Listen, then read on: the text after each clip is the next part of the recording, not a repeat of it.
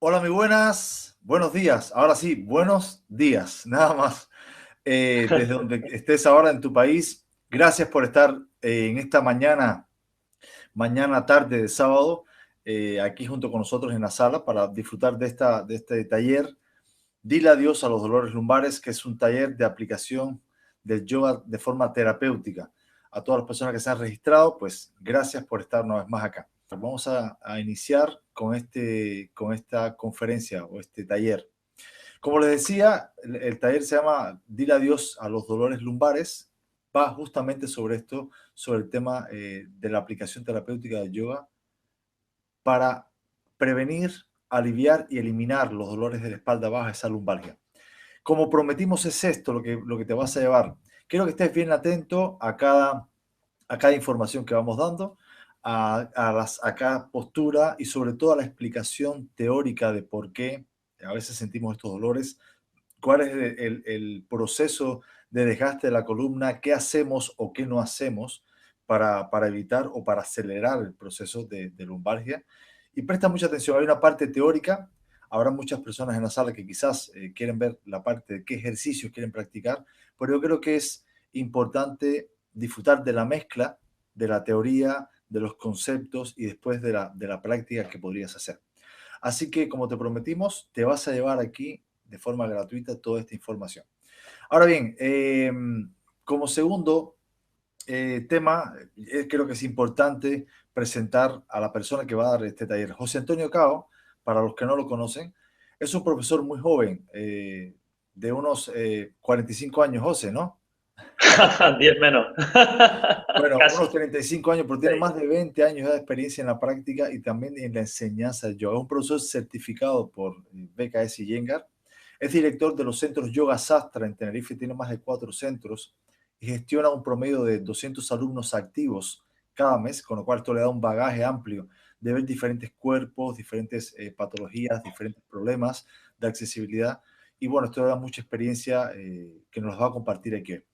Es autor del curso de yoga que es más vendido en Clipman en español, el curso Potenciando tu Vida, tiene más de 1.500 alumnos y lidera el programa de entrenamiento para profesores de yoga que se llama Nexo Yoga, con más de 250 profesores de diferentes países, metodologías, puntos de vista, etcétera, etcétera. Con lo cual, tal como decía José Antonio ayer, que hicimos este mismo taller, lo que te va a presentar aquí se puede ver como muy simple, pero es el resumen, es la destilación de muchos años de experiencia, de muchos cuerpos que ha visto, de muchos errores que ha visto, de todo lo que ha podido hacer, a cuántas personas ha podido ayudar de forma directa e indirecta, es lo que se resume en la conferencia de hoy. Así que quiero que estés bien atento porque es muy valioso lo que va a impartirnos, ¿sí? Muchísimas gracias a todos por estar aquí presentes hoy.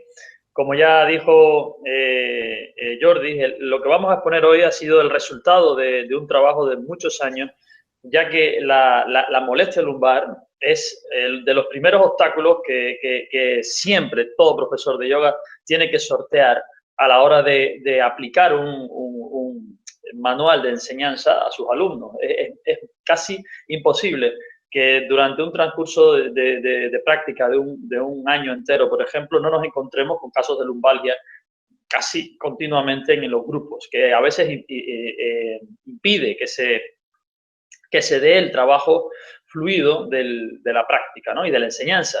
Luego, pensando en eso, aparte de surgir las aulas terapéuticas, las clases terapéuticas y todo lo demás, pensando en la calidad del practicante y la calidad que el profesor le puede ofrecer a un practicante de yoga, este trabajo cada vez fue tomando más forma hasta que a día de hoy hemos depurado todo el sistema de posiciones que puede emplearse para un practicante con lumbalgia, de forma que sea lo más neutral posible frente a la mayoría de las posibles complicaciones y molestias y dolencias que una persona pueda tener al margen de la lumbalgia, y a la misma vez sea seguro para practicar en casa sin un profesor continuamente junto a nosotros para que nos corrijan.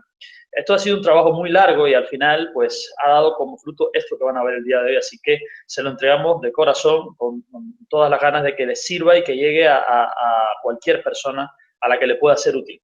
Así que dicho esto, presten mucha atención y cualquier pregunta importante que quieran hacer, pues no se corten, háganla por el chat y al final siempre encontrarás respuesta. ¿De acuerdo?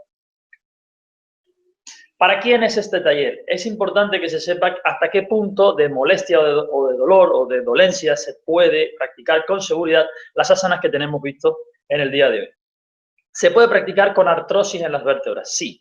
Con artrosis en las vértebras se puede practicar a menos que casos extremos en los que no se permite una flexión de la pelvis de más de 15 grados, por ejemplo, o que sencillamente no nos podamos acostar, no nos podamos tumbar en el suelo. En ese caso, pues no es posible.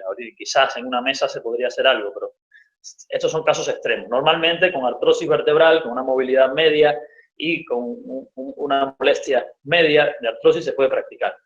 Con una o dos protusiones o hernias lumbares se puede practicar. Es decir, en general, personas con una o dos discopatías lumbares podrían practicar este trabajo con seguridad. Se puede practicar con escoliosis de hasta 20 grados de desviación. Yo he tenido en clases personas con más de 40 grados de desviación, que son casos gravísimos. Más de 20 grados de desviación ya se considera un caso que podría entrar en conflicto con las asanas de hoy, ya que las correcciones que tienen que aplicarse son un poquito más complejas que las que aparecen en el trabajo de hoy. ¿Bien? Así que con escoliosis hasta 20 grados sí se puede. Con osteopenia en las vértebras lumbares, dicho de otra manera, pérdida de masa ósea en la cabeza del fémur o en las lumbares inferiores de hasta 20% de pérdida, se considera osteopenia, se puede practicar. A partir de 20% en adelante se considera osteoporosis, que no es lo que queremos, ¿vale? Hasta la osteopenia, con osteopenia se puede practicar, con osteoporosis ya no. Luego, con dolor crónico postural o por aplastamiento vertebral, dolor mecánico, depresión de la columna vertebral que se llega a ser continuo, se puede practicar salvo en crisis de dolor extremo. Así, cuando hay una crisis de dolor agudo, en el que ya no podemos ni mover, no se puede practicar. Nadie podría practicar una crisis de dolor, ni se debería, porque hay inflamación. Entonces, en ese caso hay que parar. Pero sencillamente con un dolor medio en la columna, siempre que la inflamación no sea muy importante y la movilidad sea media, pues se puede practicar. Personas que padecen ocasionalmente episodios de dolor lumbar, para ellos, por supuesto, estos episodios ocasionales pues, se irán haciendo cada vez más separados, más espaciados y más leves hasta que desaparecen. Y, por supuesto, preventivamente, que es lo que todos deberíamos hacer, toda persona de más de 25 años que permanezca sentado más de 4 horas seguidas al día debería practicar ese taller. Muy bien, como mismo hemos preparado esta lista de aquellos que pueden practicar con este tipo de dolencias, también tenemos las que no deberían practicarlo. O sea, no es seguro practicarlo, no he dicho que no sea beneficioso en muchos casos también, pero no podemos asegurarlo. No es seguro practicarlo para personas que tengan escoliosis de más de 20 grados, como dije antes. Personas con osteoporosis, o sea, una pérdida de masa ósea más allá de los 20% de pérdida de masa. Luego, personas de movilidad reducida. Necesitamos las dos piernas y los dos brazos para la práctica. Si la persona tiene minusvalía en al menos un brazo o una pierna, ya se incapacita para este tipo de trabajo. ¿Se puede hacer algo con este tipo de personas? Sí, claro, por supuesto, pero no es lo que está recogido en este taller. Y sería, por supuesto, un trabajo más complejo y generalmente requerirá la corrección de alguien especializado. Luego, personas con más de 2 discopatías lumbares, protusiones o hernias en la lumbar, ya se consideran casos más graves de lo que podemos cubrir con este taller. Tengan en cuenta que la lumbar tiene 5 vértebras. Si de las 5 hay más de 2 con problemas, estamos hablando de una lumbar que tiene prácticamente más de un 50% dañado. En este caso, se considera un caso ya para el yoga, un caso difícil, ¿vale? Que no está recogido en este taller.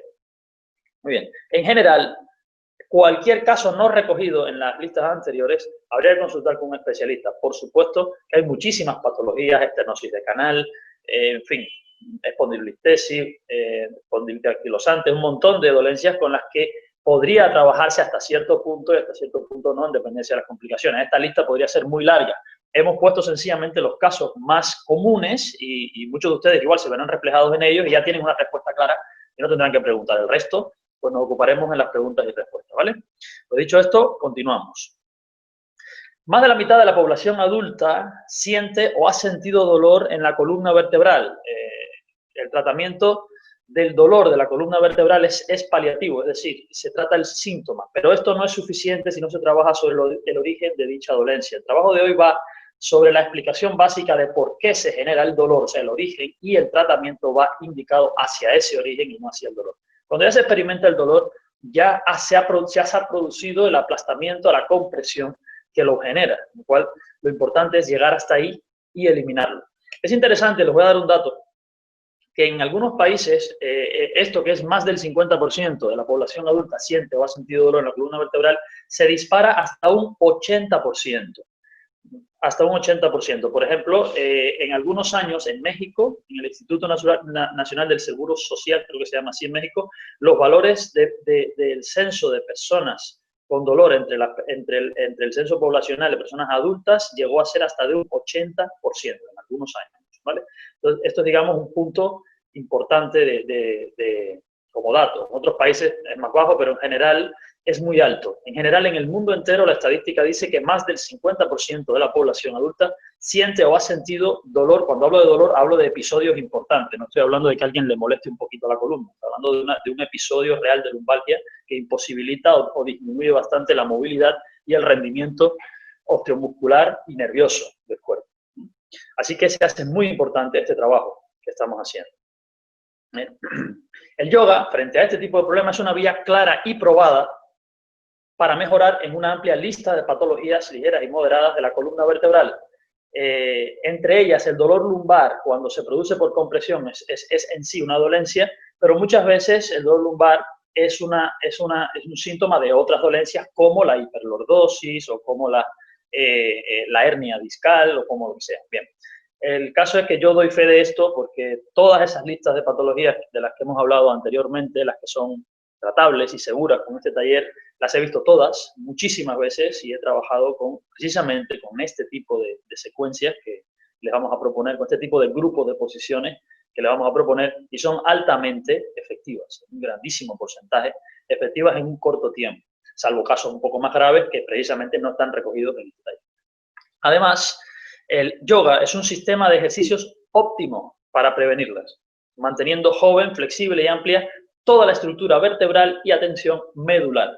Gran parte del problema no es solamente que mecánicamente el sistema osteomuscular pierda la capacidad de tono que hunde la columna vertebral y genera la presión que da el dolor, sino que además la estructura medular, el canal que discurre por dentro de la columna vertebral, ese canal se deforma y las raíces nerviosas reciben presión, disminuyendo la calidad de la señal. Es decir, el sistema nervioso también pierde capacidad cuando se produce una lesión.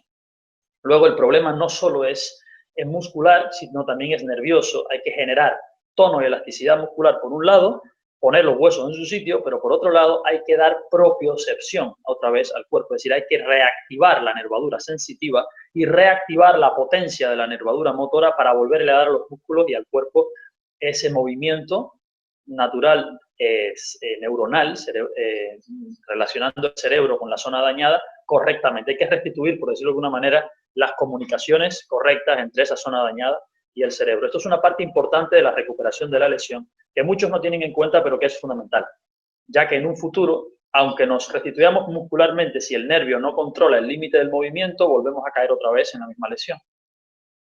Así que, como he dicho, es un sistema óptimo porque el trabajo que hace el yoga es un trabajo propioceptivo a la misma vez que un trabajo osteomuscular. O sea, es sensitivo y motor a la misma vez.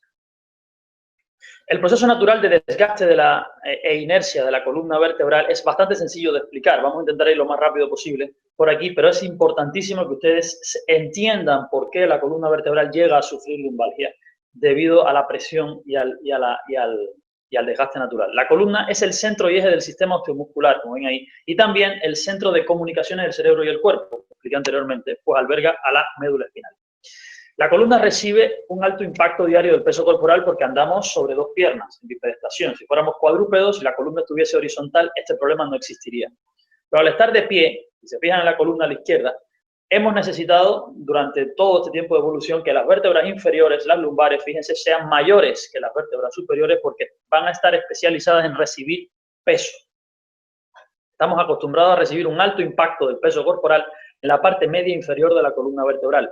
Y ese impacto es el que poco a poco, la propia gravedad y el impacto al ir caminando o corriendo o saltando, va poco a poco creando el proceso de desgaste. Hay que oponerse precisamente a este proceso de desgaste de manera que el espacio intervertebral no disminuya con el tiempo, sino que se mantenga. Y en caso de que haya disminuido excesivamente, pues aumentarlo y ponerlo otra vez en su sitio. Todas las herramientas que tengamos a mano para este proceso, para oponernos a este proceso natural de desgaste, deberíamos usarlas para evitar que avance y envejezca la columna. Fíjense aquí a la izquierda, donde está la columna sana totalmente.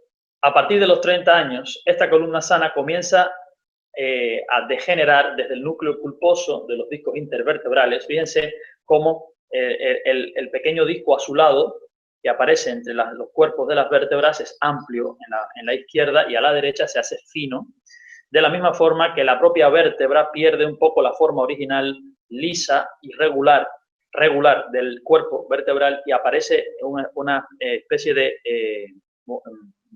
como ondulaciones, un cuerpo rugoso en la propia base de la vértebra y por supuesto se produce un acercamiento peligroso además entre las articulaciones facetarias, que es la parte posterior de la vértebra, las articulaciones que unen una vértebra con otra en esas formas angulosas que tiene por detrás el cuerpo vertebral. ¿Bien? Eso es digamos, proceso de aplastamiento que se va produciendo entre las vértebras que deshidrata ese disco intervertebral que hay en el centro, lo deshidrata aplastándolo como si fuera una esponja a la que estamos empujando y la esponja pierde el líquido que tiene dentro, ¿no? Se va haciendo duro el disco, se van acercando las vértebras y se va produciendo cada vez más pinzamiento de la zona nerviosa, que es la que va a producir poco a poco el dolor, ¿no? Pero fíjense que hay una gran componente mecánica, de peso, de presión y de gravedad, sencillamente, ¿no?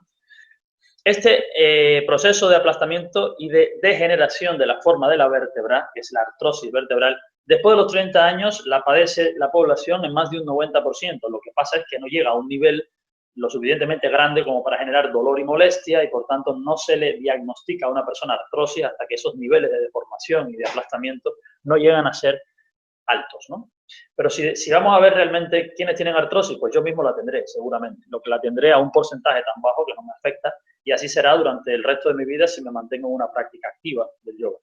Pero si dejamos que avance el proceso, aparece, sencillamente. También a la par que aparece el proceso de artrosis, aparece la pérdida de masa ósea. La pérdida de masa ósea, si se fijan a la derecha, va de la parte alta a la baja. La vértebra que está arriba es una vértebra normal, sin pérdida. La vértebra intermedia es una vértebra que ya tiene osteoporosis, digamos, más de un 20% de pérdida de esos pequeños tabiques internos que tiene la masa del hueso que se llaman trabéculas. Los huesos no son macizos y son así precisamente para poder absorber fácilmente la energía de los golpes y los choques sin partirse, ¿vale? Aunque parezca que no, un hueso macizo sería menos rentable para el cuerpo en energía, para su movimiento y a la misma vez menos capaz de absorber un golpe. Los huesos de esta manera con trabéculas son mucho más, digamos, flexibles, ¿no? Para poder absorber esos movimientos secos, esos golpes. Sin embargo, la pérdida de masa ósea hace que la parte interna de la vértebra vaya desapareciendo poco a poco, creando lo que aparece abajo, el riesgo de fractura por aplastamiento. Es decir, cuando ya desaparecen muchos de estos tabiques, en un movimiento brusco, un mal gesto o una carga de peso o cualquier cosa podría ceder una de las vértebras y crear una fractura vertebral. Esta pérdida de masa ósea se mide sobre todo en los puntos de máximo impacto del cuerpo, que son las últimas lumbares de abajo, que son las que más peso reciben, y además la cabeza del hueso del fémur. Ya sabemos que de las fracturas más comunes en la población adulta, adultos mayores, es precisamente la fractura de la cadera, de la cabeza del fémur con respecto a la cadera. Son los sitios en donde más afecta porque hay más incidencia del peso. Bueno, ahora, llegados hasta aquí, quiero hacerles una encuesta que va a aparecer a la derecha del chat. Se fijan donde pone polls, ahí aparecerá una encuesta. Me gustaría que respondieran a la pregunta que aparece, que es: ¿cuántos de ustedes han sentido temprano en la mañana, al levantarse de la cama, justo en la mañana, o tarde en la noche, cuando ya el cuerpo se enfría antes de acostarse, o de madrugada, si se levantan a medianoche en la cama, dolor lumbar? Y en esa encuesta verán que pone nunca, alguna vez, frecuentemente o siempre. Bien, el cuerpo cuando se enfría se contrae y al contraerse muchas de estas articulaciones pierden fracciones de milímetro de espacio. Y es una manera de enseñarnos una ventana de lo que va a ser nuestro cuerpo dentro de 20 años o 30 años, quizás, con suerte. Pero ya está ahí la presencia de esa posibilidad de contacto y de dolor. Muchas personas lo tienen siempre porque continuamente lo perciben, pero en el caso de que lo perciban siempre, estarán de acuerdo conmigo en que cuando el cuerpo está frío, o sea, temprano en la mañana o tarde en la noche, esta molestia aumenta.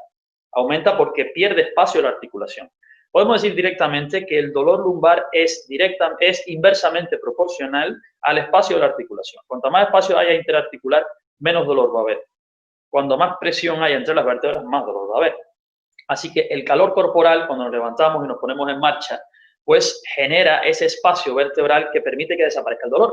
Pues lo mismo que queremos hacer con yoga, crear espacio en la columna vertebral para que no haya dolor. ¿De acuerdo? Pero esto es una forma fácil de darnos cuenta.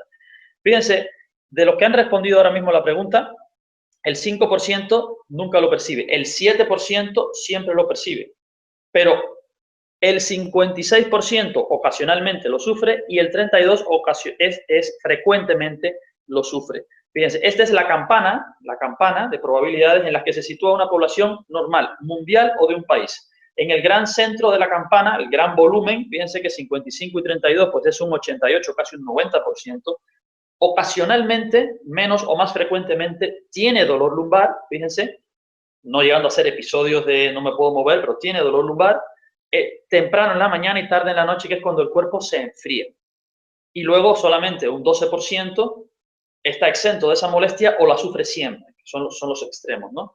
En el extremo de nunca, todavía ni siquiera han entrado en la fase en la que empieza a aparecer la molestia, y los que siempre la sufren ya están en un periodo en el que, aunque el cuerpo se caliente y las vértebras se extiendan, no llega a ser suficiente el espacio intervertebral para dejar de presionar la zona nerviosa y siempre aparece el dolor. Fíjense, en más de un 80% estamos recibiendo el aviso de lo que el cuerpo va a recibir mucho más adelante, con suerte, más adelante, que va a hacer que ese dolor se mantenga continuamente. Bien, entonces, esto nos dice cuántos de nosotros estamos sujetos precisamente a ese proceso de desgaste del que le estaba explicando anteriormente. ¿Crees que este proceso de dolor es evitable o reversible en más de un 80%? Les dejo la encuesta, vayan respondiéndola y sigo con las diapositivas. Luego regresaremos a hablar sobre esto cuando lleguemos al punto. ¿De acuerdo? Respondan otra vez esta segunda encuesta que aparece. El proceso natural de desgaste o inercia de la columna vertebral, producto de la artrosis y muchos otros factores posturales y musculares, viene de la inercia natural de deformación de las curvas naturales de cifosis o lordosis. Fíjense que a la izquierda de la columna vertebral aparecen las cervicales, las lumbares como curvas lordósicas, o sea, la lordosis que curva hacia adelante y la cifosis dorsal que curva hacia atrás. La columna es curva pero también por razones naturales, digamos, de ingeniería. Es mucho más fácil mantener el equilibrio con una columna curva y también es mucho más fácil absorber energía de golpes o movimientos en falso con la curvatura de la columna. Estas curvaturas se hacen mayores si aplastamos la columna. Si empezamos a empujar de la cabeza hacia abajo, que es lo que hace la gravedad para llevarnos hacia la tierra, estas curvas tienden a hacerse mayores con el tiempo, creando contracturas musculares en los sitios cóncavos. Por ejemplo, en la lumbar y en la cervical genera dolor por detrás y en la zona dorsal generaría dolor en el centro del pecho y no lo hace porque la caja torácica y las costillas y el esternón impiden que se comprima de la misma forma que se comprima la cervical y la lumbar, dejando a la lumbar y a la cervical como puntos de principal incidencia e impacto de la contractura muscular y de los dolores. Bien. Producto de esta presión que se va produciendo, evidentemente los discos intervertebrales no solamente son presionados, sino que además son rotos. Ahí se ve claramente el anillo fibroso de la vértebra a la derecha como producto de la presión de los cuerpos vertebrales se rompen y producen lo que llamamos hernia. Cuando la incidencia de los cuerpos vertebrales es grande, el disco se va moviendo en dirección al nervio. Si se fijan en el corte superior que aparece, o sea, la imagen de la izquierda, se ve desde arriba la vértebra, el disco se desplazó hacia el nervio y la rotura se produce siempre o casi siempre, salvando casos específicos distintos, que son excepciones, se suele romper el disco en la misma dirección de la raíz nerviosa.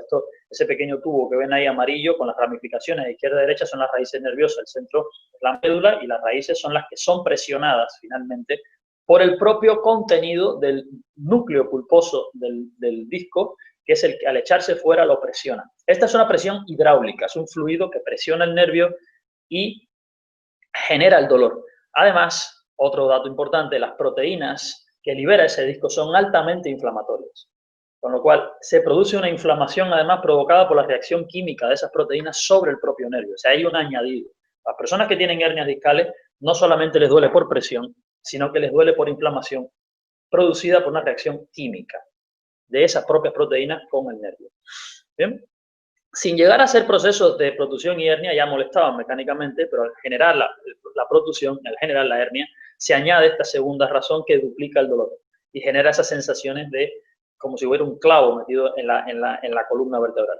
Bien, pues muy bien. Ahora, antes de continuar, vamos a ver cuántas respuestas, cuántos han respondido la encuesta y cuántos han sido los que creen que se pueden revertir. Fíjense, el 94% de los que están en la sala hoy creen que esta molestia que están sintiendo a día de hoy o que ocasionalmente perciben es reversible en más de un 80%.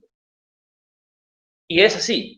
Y me encanta que sea esta la estadística, el 95 frente al 5 ahora, porque cada vez más la medicina del siglo XXI se basa sobre la actitud del paciente que quiere curarse ayudado por herramientas y no la medicina pasiva aplicada a una persona que quiere que la curen, que es diferente. Eso quedó atrás en el siglo XX. La magia de la medicina es muy buena, por supuesto, la química es fantástica, es maravillosa, pero la actitud y la propia endoquímica generada por el paciente y la intención y la intensidad que le pone uno a su propia mejoría es lo que realmente impulsa el proceso de sanación. Todo lo demás ayuda a esto. En caso de la lumbar, tiene una grandísima componente activa del paciente porque estamos hablando de que, fíjense, que todo el proceso depende de una presión mecánica, así que el crear extensión intervertebral, el aplicar más tono a la musculatura y el reaprender la posición y la ergonomía necesaria para impedir esa molestia es una grandísima parte de la cura, una grandísima parte. Así que sí, en un 94 o un 95% sí, y es probable que muchos de ustedes en un corto tiempo también eliminen esa molestia. Bueno, vamos otra vez a las diapositivas. ¿Qué tenemos que hacer o qué perseguimos con lo que estamos hablando en el día de hoy? Pues bien, primero, tonificar y extender las piernas. ¿Por qué? Porque desde la pierna, ahí viene el segundo, se educa la musculatura pélvica y de la columna. Las piernas son, digamos, el punto de apoyo y de propiocepción del cuerpo con el suelo. O sea, sentimos la base y el apoyo del cuerpo desde las piernas, así que hay que educar desde la pierna y la correcta alineación de las cadenas musculares y de los huesos en las piernas a la pelvis, que contiene, como ya saben, el suelo y el cinturón pélvico que sirven de base a la columna vertebral. Si vamos a construir un edificio, nos interesa que la zapata del edificio, que la base del edificio esté bien construida y esté estable. Digamos que la zapata, la base de la columna vertebral, es el suelo pélvico y el cinturón pélvico. Estos se educan desde las piernas. Así que el trabajo inicial es pierna y pelvis. Y luego, a partir de ese control de la base de la columna, se va a crear espacio intervertebral porque se trabaja, número 4, la tonificación y la extensión de la musculatura propia de la columna vertebral, le hace musculatura paravertebral, cuadrados lumbares, oblicuos abdominales, recto abdominal, montón de músculos externos y profundos que son los que hacen que las vértebras se separen. Digamos que son los amortiguadores naturales del cuerpo.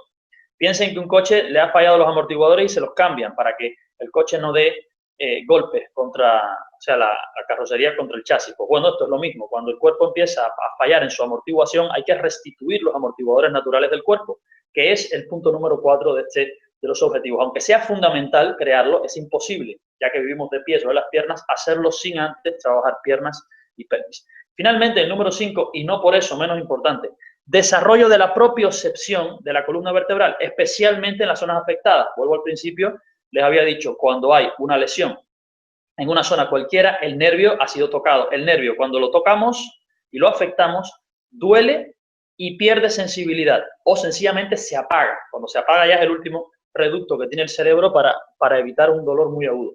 Pero en general, un nervio que duele es un nervio afectado. Su señal no es suficiente, no es correcta y no tenemos una información verdadera, una propiocepción real de lo que está ocurriendo en esa articulación. Hasta que no restituyamos la señal de ese nervio a pleno rendimiento, no tenemos control del límite real del movimiento y, por tanto, podríamos volvernos a lesionar.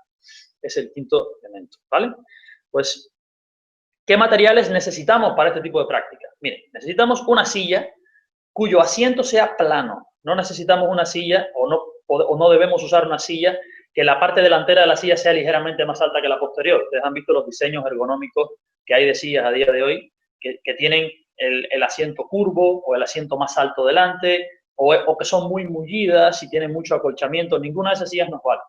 Más vale un taburete, más vale una banqueta, más vale una silla plana, incluso dura, de madera o de metal, pero que sea una superficie horizontal en el asiento y que tenga respaldo para poder agarrarse de él, a ser posible, como esa que aparece ahí, no un respaldo cerrado que no permita poner los brazos. Ya verán por qué cuando vean las posiciones. Un cinto, cualquiera, a ser posible poco rígido. Y si no hay cinto, una cuerda, ¿vale? Que nos va a servir para salvar la falta de elasticidad de las piernas y de la columna. Luego, 2 mantas. Las mantas, preferentemente, que contengan una mayor cantidad de material natural, digamos, algodón o lana. ¿Por qué? Porque no resbalan. Las mantas que están hechas en su mayoría de fibra sintética son mantas resbaladizas. Uno se sienta encima de ella o las usa para calzar y se resbalan los pliegues de la manta entre ellos y se resbala uno sobre la manta, con lo cual son propensas a generar movimientos en falso en la columna y no necesitamos ese tipo de cosas, pues es peligroso. Así que mantas de lana o de algodón, en su mayoría, generalmente son mezclas, pero que prepondere la fibra natural. Y luego, 2 tacos. Hablamos de tacos, podemos hablar de alturas bajas, de unos 10 o 15 centímetros. Pueden ser libros, pueden ser calzos de madera, puede ser cualquier cosa que sea sólido, regular y que quepa la palma de la mano encima. Ya está. 2 tacos, 2 mantas, una silla y un cinto. Esos son los grandes materiales que necesitamos para practicar. Creo que todo el mundo en casa puede echar mano de cosas como esta. Bien. Y ahora por fin entramos a las asanas y las variantes de asanas en su mayoría que se emplean para la práctica de la lumbalgia. Bien. Estas asanas se van a trabajar básicamente en 3 grupos posturales. El primero de ellos, el grupo de piernas, por la razón obvia que les acabo de decir anteriormente. Hay que empezar programando y trabajando las musculaturas y los nervios de las piernas para llegar a la pelvis. Bien. Aquí entre estas posiciones de piernas se va a ver sobre todo primero Tadasana en pared. Tadasana es la postura de la montaña, Tada significa montaña, y enseña la alineación básica de la columna vertebral. Como he explicado antes, el proceso de desgaste de la columna hace que la curvatura se tienda a ser mayor, al margen de que muchas personas puedan padecer de hiperlordosis, que también es un aumento de curvatura, pero no producido por la presión, sino patológica, está ahí, puede ser congénita. La Tadasana se hace con la variante de la pared, es decir, pegados de espaldas a la pared, aunque la postura no se practique normalmente así. La pared sirve de regla, y la regla nos ayuda a sentir cuáles son los puntos de apoyo de la columna en la pared y cómo deberíamos mejorar este trabajo. Ahí básicamente se van a dar cuenta los que tienen mucha curvatura lumbar que apoyan la nalga en la pared en un punto demasiado bajo.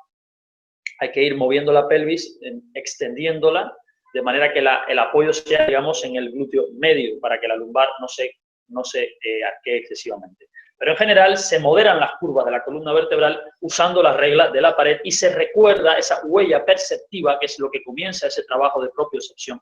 Esa huella perceptiva que nos deja Tadasana en pared, debemos seguirla para que las otras posiciones de pierna mantengan esa alineación de las curvas de la columna vertebral. Así que Tadasana, digamos que estará presente en el resto de posiciones de pie, porque esa huella de percepción que genera la tenemos que mantener en el resto de asanas y es parte del entrenamiento nervioso y sensitivo del que les habla. La segunda posición es una variante de Trikonasana que se hace con la mano en la pared. Trikonasana en pared. Esta posición modera la movilidad de la columna vertebral para que no haya una sobreextensión y con ella dolor por sobreextensión. La mano se apoya en la pared, pero hacia arriba en vez de hacia abajo, creando, si se fijan, una gran extensión en el costado lumbar. Fíjense cómo el costado que va hacia la pared en la columna vertebral es largo en la zona lumbar. No se busca bajar a la pierna, se busca extender la columna por el lateral, manteniendo la ergonomía de Tadasana, de la posición anterior, y por supuesto extendiendo todos los ligamentos y tendones oblicuos de las vértebras y los músculos paravertebrales y rectos de la lumbar. Es mucho más seguro comenzar la extensión de la columna desde el costado y no desde la espalda o desde el frente. Las vértebras suelen tener problemas en la cara frontal y posterior, ya han visto dónde protruye, dónde genera la hernia, así que es seguro empezar con Trikonasana y Virabhadrasana 2, la tercera posición, entendiendo la flexión y la extensión de la pelvis trabajando con la musculatura oblicua costal, lo que no va a generar en ningún momento dolor y sí va a generar alivio en cuanto se libere la tensión de la musculatura y de los ligamentos oblicuos, o sea, laterales de las vértebras, que están bastante olvidados en la mayoría de la gente, que no los suele movilizar. Como han visto, 2 y 3, las asanas de Trikonasana y Virabhadra 2 son posiciones de piernas de lateroflexión pélvica, la 2, y lateroextensión pélvica, con lo cual tonificamos y extendemos la musculatura costal de la lumbar y con ella los segmentos costales de la propia lumbar. Bien. A esto continuamos con Trikonasana en la silla. Fíjense que esto es una continuación de Trikonasana en pared que genera más movilidad aún en la columna y exige además que aunque el brazo se baje de la pared, se mantenga la extensión de la columna en el segmento costal. Esto también va a estirar bastante más a la pierna y va a educar la relación entre la pierna y la pelvis y la columna vertebral, continuando con ese trabajo de aprendizaje de la columna desde la pierna y la pelvis. La posición número 5, que es Bharadvayasana en silla, es una variante muy simple de la postura original de Bharadvaya 1. Se practica en la silla para permitir que las rodillas no flexionen más de 90 grados, salvando a las personas que puedan tener problemas de rodillas. La pelvis está muy activa y las piernas educan a la pelvis porque están cerradas, aprieta una contra otra, con lo cual el contacto de los fémures en las caderas es enorme. La columna, si se fijan, está extendiéndose en su propio eje y la rotación se produce de manera vertical sin que uno de los dos costados se comprima más que el otro. Esto es muy seguro y la movilidad de la columna vertebral aquí ya en la zona oblicua es completa. Este giro igualmente es un giro moderado, las manos están agarrando la silla, si se fijan. El grado de rotación que damos en esta posición es exactamente el que el cuerpo permite, manteniendo una respiración estable. No es una postura para generar una gran movilidad, sino una postura para generar libertad, espacio y coordinación entre todos los ligamentos oblicuos de ambos costados a la misma vez. Y estamos haciendo una rotación completa. En Trikonasana solamente es una rotación parcial, porque es una extensión más bien del costado, no es un giro. Aquí ya llegamos a girar la columna vertebral, movimiento que en una persona que tiene dolor lumbar no se realiza nunca. Una persona con molestia lumbar no tiene instinto ninguno de generar torsión. Y sin embargo, las rotaciones alivian muchísimo a las personas que tienen dolor lumbar cuando éstas se producen después de haber hecho buenas extensiones en los costados y buena elevación de la columna vertebral. Si se fijan ahí, yo no estoy hundido en la silla, sino más bien estoy elevándome como si quisiera dar con la cabeza al techo. ¿Se dan cuenta? Y a la misma vez se crea la rotación. Muy bien. Dicho esto, aquí pasamos a la número 6, que es Adho Mukha Svanasana, el archiconocido perro cabeza abajo. Pero esto es una variante con las manos en la silla. Y con las manos en la silla tenemos una inclinación muy moderada de la columna vertebral. Hay personas que, teniendo hernias discales, les puede molestar la flexión. Pero esto es una flexión muy corta. Y además el peso del cuerpo no está en la lumbar. Poniendo las manos en la silla, el peso del cuerpo está en los brazos y en los hombros, con lo cual la extensión de la columna vertebral hacia atrás genera una descarga completa de la lumbar y un alivio de que por fin las vértebras lumbares no están sosteniendo el peso del cuerpo y aún así se están extendiendo. Hay una separación intervertebral sin peso en la lumbar. Esto es novedoso para una persona que tiene dolor lumbar. Esto no es algo que instintivamente haga alguien que tenga dolor lumbar, pero es una de las cosas que más alivio genera en la columna lumbar. Bien. Parshvottanasana en pared sigue un poco el mismo tratamiento de perro cabeza abajo, pero esta vez, fijan, en vez de estar las dos piernas atrás, hay una pierna adelante. Todavía el peso del cuerpo se echa hacia la pared y se extiende la columna en sentido contrario, es decir, hacia la pelvis. Y esto hace que toda la pierna delantera se cree, o sea, se extienda muchísimo más que todas las posiciones anteriores, creando muchísima más intensidad y actividad en la raíz nerviosa L5 y L4, a la base de la lumbar, creando más intensidad y tono en toda la musculatura pélvica y, por tanto, más capacidad de movilización en la columna vertebral. Es importante que se haga esta posición con las manos en la pared para no cargar el peso del cuerpo en la pelvis, no hacer la postura original, sino esta variante, con manos en pared. Luego aparece ya una posición supina, que es Supta Tadasana. Supta Tada, a diferencia de Tadasana, ustedes dirán, bueno, pues ya me la pusieron en pared, ¿por qué me la ponen en suelo? Pues muy simple. Cuando uno hace Tadasana de pie, que es como se practica, el cuerpo se construye desde la planta del pie, luego la propiocepción viene desde la planta del pie hacia la columna vertebral, construyendo vértebra a vértebra el espacio de los discos, ¿no? Pero cuando uno está en el suelo, La propiocepción viene siempre de la base. En este caso, la base es la pelvis y la espalda, que son las que están apoyadas en el suelo. Entonces, la extensión de la columna es una extensión neutral, o sea, se produce sin necesidad de ir en contra de la gravedad. Y además, la sensibilidad que produce la postura viene de la propia espalda y de la propia pelvis. Luego, esto es una obligación, o sea, estamos obligando al cuerpo a poner en acción la nervadura sensitiva pélvica de la espalda y de la lumbar para construir la propia postura y no preguntarle a las piernas y a la planta del pie cómo debe trabajar la columna vertebral, que es lo que normalmente hacen en el día a día. Esto es, digamos, que ponerle un poco las pilas a los nervios de la zona y trabajarlos, aparte de que continuamos con la misma alineación de la columna vertebral vista en otra perspectiva, que es tumbado en el suelo. Aprender a acostarse y estirar las piernas sin que se comprima la lumbar. Eso hace Supta Tadasana. Continuando aquí, Supta Pada Angustasana, ya ven cómo aparece el cinto. Supta Pada Angusta, manteniendo esa huella perceptiva de Supta Tadasana, manteniendo esa propiocepción de la columna desde la espalda, otra vez añade esa componente de tonificación y extensión de las piernas, reflejándola en la pelvis y en la extensión de la columna vertebral, que ahí continúa, manteniendo el pie de abajo apoyado en la pared. Esa planta del pie en la pared parece una tontería, pero esa planta del pie apoyada en la pared añade el espacio de propiocepción que teníamos en la planta del pie al estar de pie y mantiene siempre la alerta de cuánta extensión debe tener la columna vertebral, que sin apoyo de la planta del pie se suele perder en la mayoría de los casos, sobre todo con lesión en la lumbar. Así que, atención, es Supta Pada Angustasana 1, con pie en la pared y cinto, sobre todo para no forzar la extensión de la pierna, generando pérdida de extensión en la columna vertebral. Siempre hay que darle prioridad a la sensibilidad y al espacio intervertebral que uno sea capaz de dar a la postura. Toda la práctica está al servicio de la lumbar. Recuerden eso. Es una práctica terapéutica, no es una práctica de yoga convencional. Aquí vemos las posturas 10 y 11, que son Adho Mukha, o sea, posiciones sedentes de flexión, Virasana y Swastikasana. Aquí, la diferencia entre las dos posiciones, aquí se han visto una con taco y otra con silla, pero se pueden practicar ambas con silla o se pueden practicar ambas con tacos según la capacidad de cada cual.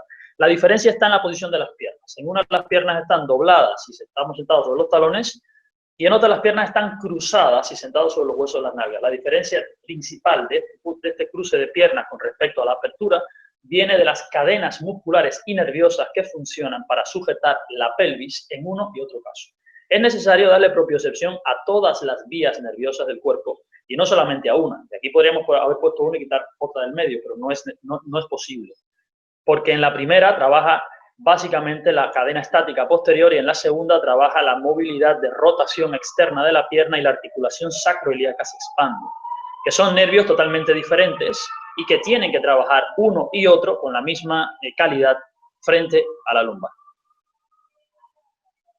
Finalmente, fíjense cómo aparece Adho Mukha Svanasana en tacos. Podemos decir que Adho Mukha Svanasana en tacos con respecto a Adho Mukha Svanasana en silla, que vimos anteriormente, es digamos que un paso de avance y de control de la extensión invertida de la columna vertebral que incide con más peso en los brazos porque el ángulo de inclinación es mayor. Está claro que esto es una variante que se va aplicando en la medida que la otra variante se controla. Lo mismo que en Trikonasana en pared con respecto a Trikonasana en la silla, que una precede a la otra porque aunque la segunda tiene más acción que la primera y más movilidad que la primera, el principio que las rige básicamente es el mismo. Luego, Shavasana, cerrando el grupo de asanas de este trabajo, aparece en su variante de piernas en la silla. Esto lo hemos escogido porque al flexionar las piernas, la pelvis se apoya en su cara posterior casi completamente, lo que hace que el descanso de toda la articulación sacroiliaca y de la articulación de la quinta lumbar con la primera del sacro, que es la base de la columna vertebral, sea completa. Cuando las piernas se extienden en el suelo, la lumbar se arquea un poco más y generalmente la pelvis apoya solo en la parte baja, casi en el coxis, y la articulación L5-S1 generalmente queda sometida a cierta tensión y cuando suele haber dolor crónico empieza a molestar al poco tiempo de estar acostados en Shavasana, a menos que se tenga un control grande de la práctica del yoga y de Shavasana. Esta posición de Shavasana, digamos que es una variante especialmente diseñada para cuando se tiene o se padece ocasionalmente de lumbalgia. Y con ella, el descanso del cuerpo y el cierre, la observación y la conclusión interna, cómo queda el cuerpo de todas las asanas que se vieron anteriormente. ¿Bien?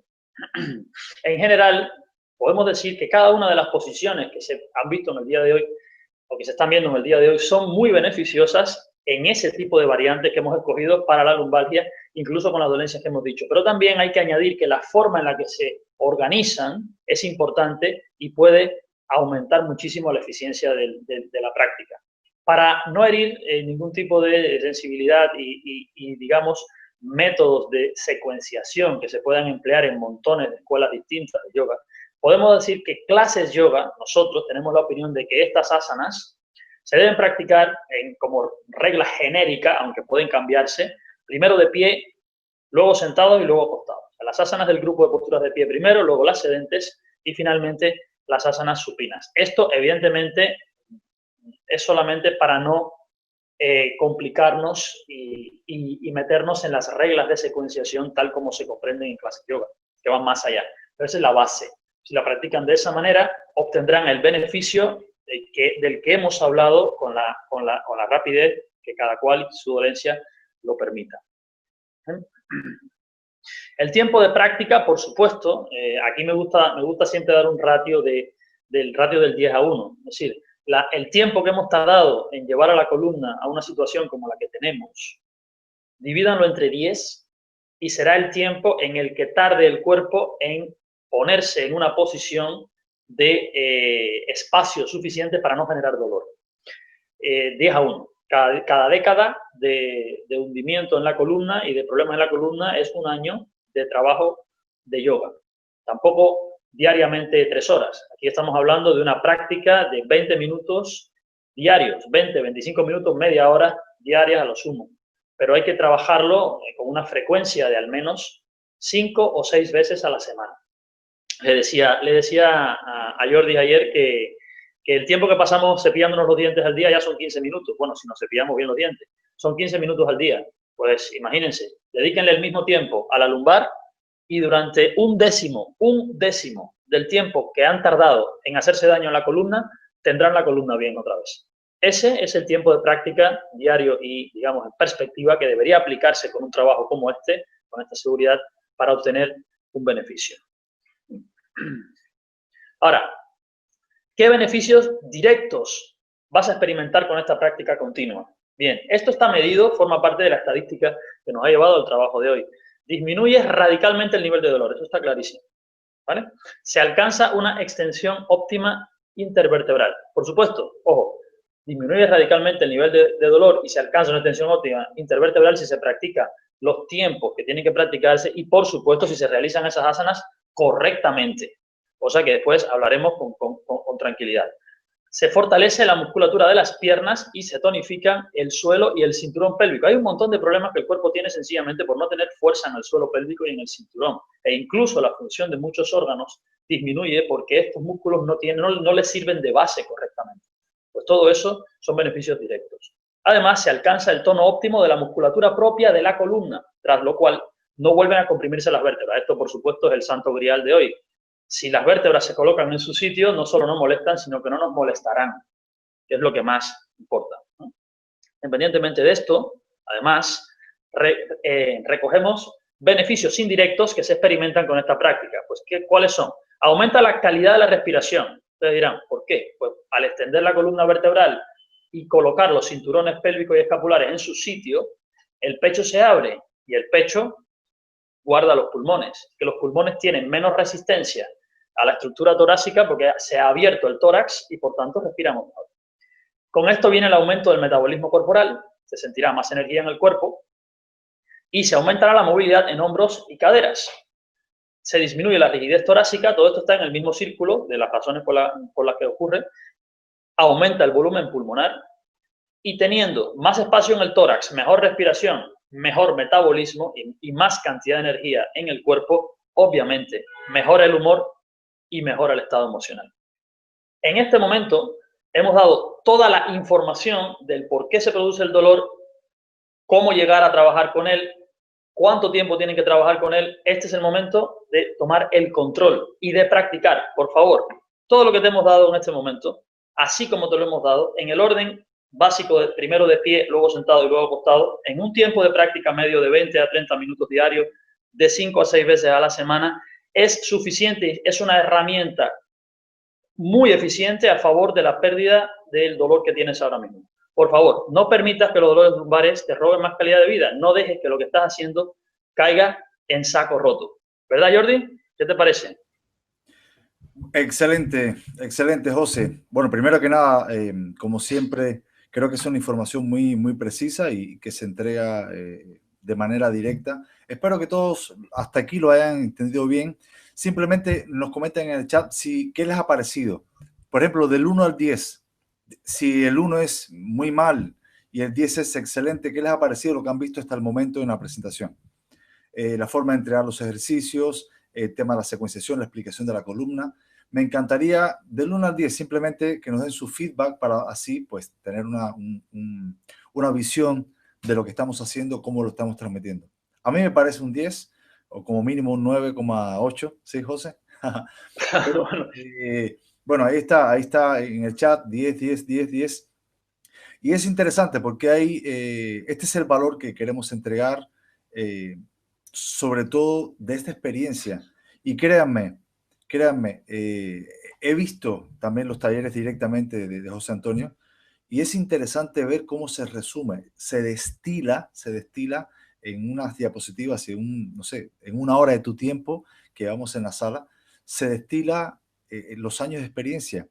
Y lo que está aquí es un trabajo muy profundo, aunque parezca muy simple, es muy profundo, está bien equilibrado, bien estructurado y todo tiene su razón de ser. Así que gracias por todos esos 10, como verás, José, en el chat, es excelente.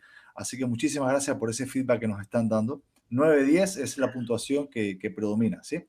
Lo que no podemos hacer por ti es practicarlo, ¿sí? Está claro. Podemos hacer por ti esto que estamos haciendo. Preparar la conferencia, grabar toda la información, cursos, fotos, vídeos, convocar, estar aquí con ustedes, pero tienes que practicar. Ya dependerá Claro. de ti si quieres tomar el toro por los cuernos, como está aquí en imagen, o hacer algo más. Ahora bien, para todas las personas que sí estén decididas en hacer algo más y que quieran también apalancarse de todo lo que hemos hecho, este mismo curso lo hemos grabado, sí, se está grabando ahora mismo y se está editando en videos con una excelente calidad, en videos en HD. Son 12 videos del curso que explican paso a paso y en detalle cada una de las posturas. Si ya tienes alguna referencia al yoga, lo has practicado, has estado con algún profesor, incluso eres profesor de yoga, ya sabes que las posturas están ahí. Lo que enseñamos en las fotografías es la aplicación terapéutica, pero el curso explica en video paso a paso cómo hacer cada postura. Con todas las instrucciones necesarias de cada asana. Exactamente, con las instrucciones necesarias que tienes que hacer, hasta dónde puedes llegar, dónde no puedes pasarte, qué debes tener en cuenta para que no te pierdas y te llevas de la mano paso a paso de una forma segura cómo ejecutar cada postura de forma terapéutica. El curso evidentemente, el valor que tiene es que también lo puedes ver en tu casa. Solamente necesitas un ordenador y una conexión a internet y listo. Lo puedes ver cada vídeo, lo puedes ver cuantas veces quieras, 10, 15, 30, 50 veces cómo se hace cada asana para que ya sepas cómo ejecutarla de forma segura. Y además de eso, el curso, aunque en sentido general, José Antonio explicaba que proponemos que puedas secuenciar cada una de estas posturas, de estas 3 formas, primero de pie, sentado y después acostado. José Antonio ha diseñado 4 secuencias bien equilibradas que te permiten progresar en el tratamiento del tema lumbar para que tengas totalmente el control, ¿sí? Desde que empieces, en dependencia de tu umbral de dolor, de tu nivel de dolor, dónde deberías empezar, cómo deberías pasar de una secuencia a otra, en qué momento y el tiempo promedio, que es aproximadamente 3 o 4 meses, para ver ya una mejora significativa de tu problema. Estas secuencias, así como las asanas, te ayudan a trabajar sobre el problema que te causa el dolor. No solamente es un analgésico para calmar el síntoma de dolor, sino que te permite trabajar sobre el problema, tomar el control, tomar el toro por los cuernos, como te decía. José, explícanos un poco qué secuencias son las que vas a implementar. Sí, vamos a ver. Toda la información que se puede dar de manera natural, o sea, sin que confundamos a las personas y que puedan manejarla en casa, ha sido dada.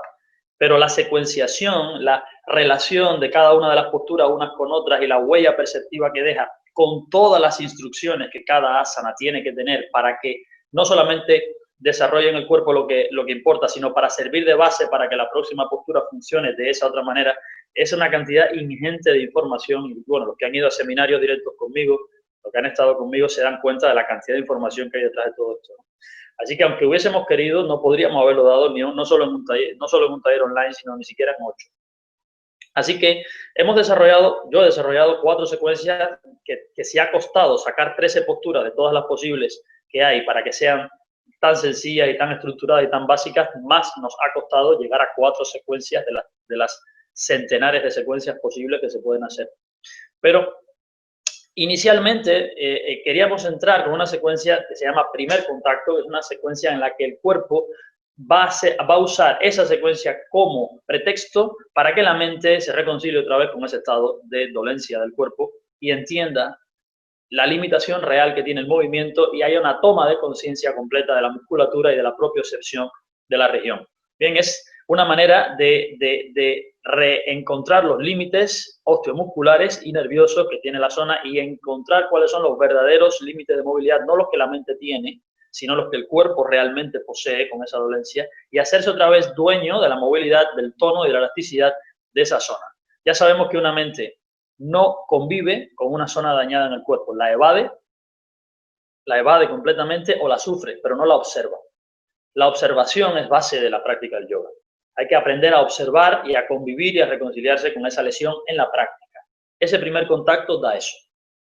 Una vez que esa primera secuencia empieza a dar indicadores y están todos esos tiempos en los que hay que practicar y el tiempo de espera que se tiene en la primera secuencia antes de pasar a la segunda está perfectamente explicado en toda la información anexa que tenemos del propio curso en el curso. Luego aparece una segunda secuencia que se llama ganando movilidad. Obviamente, una vez que ya somos dueños de ese límite real de nuestro cuerpo y sabemos observar y estar presente en él, pues entonces empezamos a dar un poco más de movilidad al cuerpo, introduciendo otros órdenes de las mismas posturas y también poco a poco se empezarán a ir sustituyendo algunas variantes por otras. Ahí se dieron cuenta cómo Trikonasana evoluciona y perro cabeza abajo también evolucionaba, de apoyado en silla en taco o de apoyado en pared en silla. Por eso se comienzan esos primeros cambios, algunos de ellos empieza a aparecer ya en esta segunda secuencia, ganando un poquito de movilidad y manteniendo siempre esa tensión continua del límite y la expansión de los límites de movilidad y de tonificación que se va teniendo de la primera secuencia a la segunda. Obviamente ya incluso al pasar de la primera a la segunda secuencia, la mayoría de las personas que no tienen dolencias muy graves o que no tienen dolencias muy importantes o crónicas en el cuerpo o mucha artrosis, ya empiezan a tener un beneficio notable. Ya se empieza a notar que las molestias empiezan a aparecer más separadas, más espaciadas, o que esa molestia que es continua empieza a ser menos profunda. El molesta, pero molesta menos, digamos, ¿no? Tercera, aparece una secuencia que se llama ganando confianza. Una vez que nos hemos dado cuenta, y esto es muy importante, porque la autoestima y la autolimitación de la psiquis es muy importante, es una batalla importante que se está dando a la misma vez que la batalla física con el dolor latente, ¿no? Se gana confianza cuando uno se da cuenta no solo que es capaz y ha sido capaz de reconsiderar y conocer y convivir los límites reales del cuerpo, sino que además los ha logrado expandir. Si hemos logrado pasar de la segunda secuencia a la tercera, la persona que ha sufrido esa dolencia se da cuenta que la está revirtiendo. Y aparece una cosa importante, se llama autoestima, confianza, potencia. Y ahí aparece otra vez esa llama de la práctica, ¿no? Ganando confianza da más tiempo de permanencia en las posiciones, más actividad en las variantes más activas y va desechando poco a poco las variantes menos activas. El tiempo de permanencia de la secuencia no es muy diferente, o sea, el tiempo total de la práctica no es muy diferente al de las anteriores secuencias, pero sí aparece más tiempo de permanencia en cada postura. Quizás menos posiciones, más repeticiones, más profundidad y más atención. Luego, la cuarta secuencia la llamamos sencillamente superando la limitación, porque ahí el practicante se topa ya con el límite máximo al que puede llevar su dolencia en caso de que sea una dolencia sencillamente mecánica y puntual y no haya aparecido elementos como hernias discales o cosas así. Esa limitación no existe. O sea, llega a un punto en el que a partir de ahí puede hacer una práctica completa de yoga. De no ser así, su máximo de recuperación que permita la estructura física del cuerpo. Y al final de esta práctica aparece incluso la posibilidad de que todas las variantes que se están empleando o la inmensa mayoría de las variantes que se están empleando se sustituyen ya por las posturas originales, ¿no?, del yoga. En esta cuarta secuencia se le da ya carpetazo, por decirlo de alguna manera, a ese estado, no solamente de dolor, sino de miedo al dolor. Esa limitación que no solo es física, sino psicológica, de quien padece una lesión, y todo el que le duele lo sabe, que está presente. Y hay una doble curación, es lo que siempre digo, física, pero también psicológica. Si hemos llegado hasta ahí, ¿hasta dónde podemos llegar con la práctica de yoga? Que es lo que siempre le digo a mis alumnos en las clases terapéuticas. Cuando termina la clase terapéutica y se van, dicen, ay, hoy es mi último día, ya no me duele la espalda. Le digo, debería hacerte una fiesta, pero no, es que estás al principio del camino. Has salido del -10 y ahora estás en el 0. ¿Qué vas a hacer a partir de ahí? Y todos se sonríen, pero la verdad es que todos siguen en mi clase a día de hoy y no están en niveles principiantes precisamente, de lo cual me siento orgulloso. Pues bien, estas son las 4 secuencias que les hemos propuesto en este curso. A partir de aquí, Jordis.